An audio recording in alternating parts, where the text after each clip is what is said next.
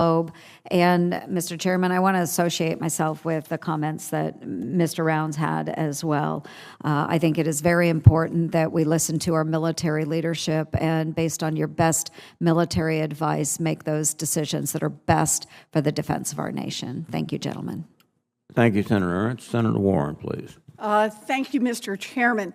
So the Biden administration is requesting $835 billion in the one of the largest Pentagon budgets in history. Despite that gigantic request, I'm expecting that we will receive a torrent of letters from the services and the combatant commands asking for billions more through the so-called unfunded priorities list. That is the Pentagon's term for it, but I just call them wish lists.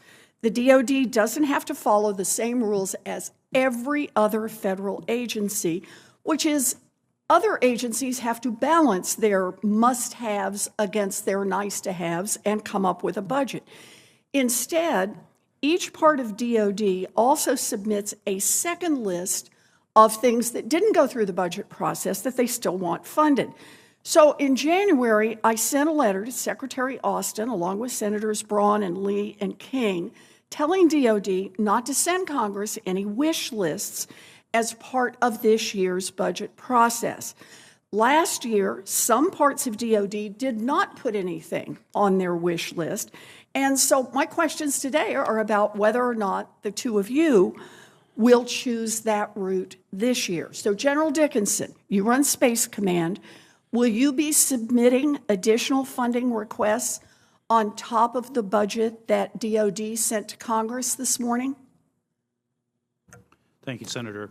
I will submit a list, and there's a couple of reasons why I will. So being a combatant command that's only about 3.5 years old, we are continuing to evolve. We are continuing to mature. I described a little bit earlier how we're getting more people, where our infrastructure is growing, and what we have facing us right now is a very dynamic threat in the space domain, our pacing challenge being China.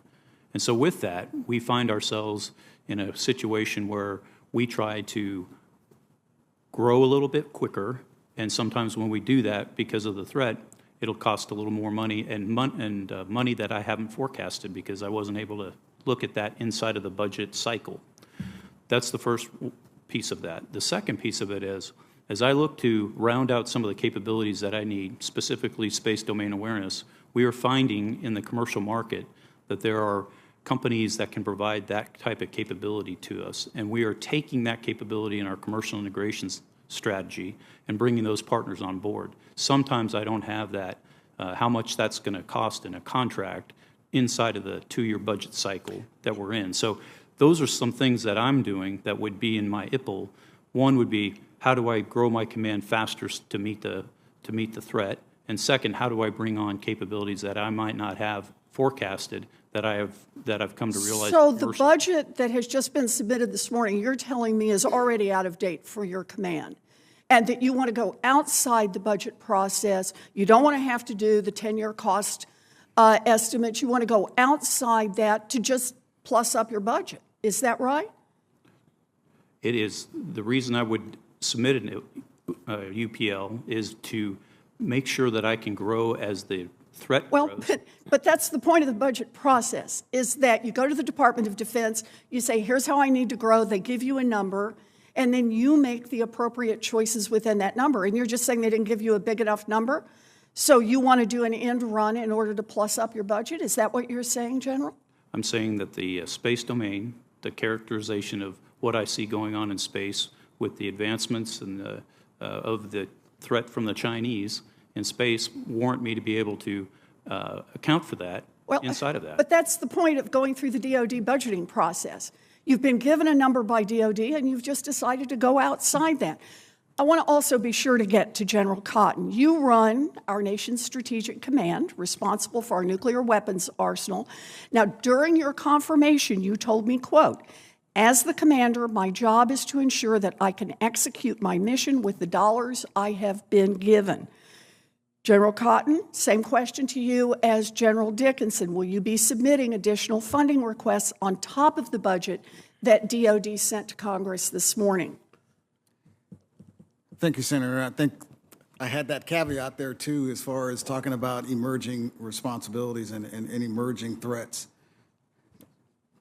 No different than what General Dickinson said, the 2-year cycle, things change within the 2-year cycle. I've been asked this morning on how am I going to handle looking at the new emerging threats that we have just seen in probably the last 60 days of what's going on within the strategic threat picture.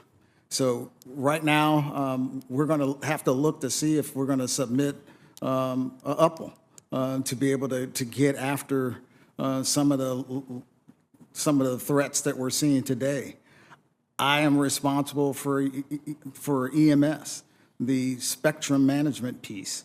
We are right there on the 2-year cycle where we didn't do that 2 years ago for the 24 budget to understand how we're going to be able to set that up to be able to get after some problems. So I stand by what I said as a commander. I will always try to make sure that I can be able to do my job within my means. But I always, as all commanders, we all have emerging threats or needs that might change the calculus on what our previous budget had. Well, I appreciate that, and I am out of town, but I just want to say, I think we should be asking DOD to write budgets that reflect their actual priorities, and that they should know as much about these emerging threats as the individual commanders do, and that we should not be doing a dual estimate here of budgets where you have one number and then you just come in and ask for a lot of additional money. I think that's wrong. Thank you, Mr. Chairman. Thank you, Senator Warren.